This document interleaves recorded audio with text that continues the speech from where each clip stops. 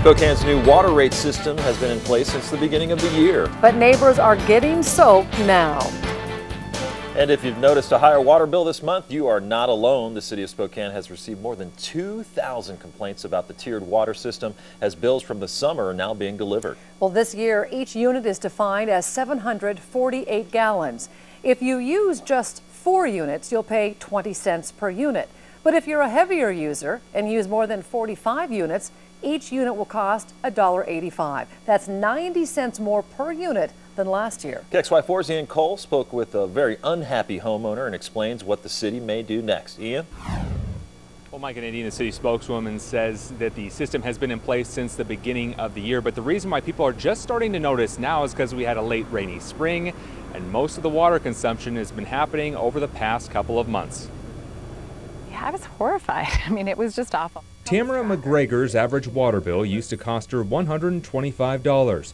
The most she ever paid was $400 last summer because they had a leaking pipe, which she then fixed. I expected we'd have a significant decrease in our bill, even knowing the rates were going to be higher. But it didn't. McGregor's recent bill actually doubled to almost $800. She thinks the city should warn homeowners if bill spikes are going to continue popping up in mailboxes. You need to empower your customers with the tools to monitor their usage in real time, not 2 months after the fact. At this point, we don't have the technology in place to hook up your meter to like the internet to give us real-time data. City spokeswoman Marlene Feist says under the new system, if you use more, you'll pay more per gallon.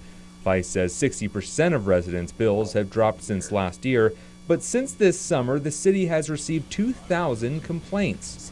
But even with that help, we're still hearing from people who think that the shift has been too dramatic.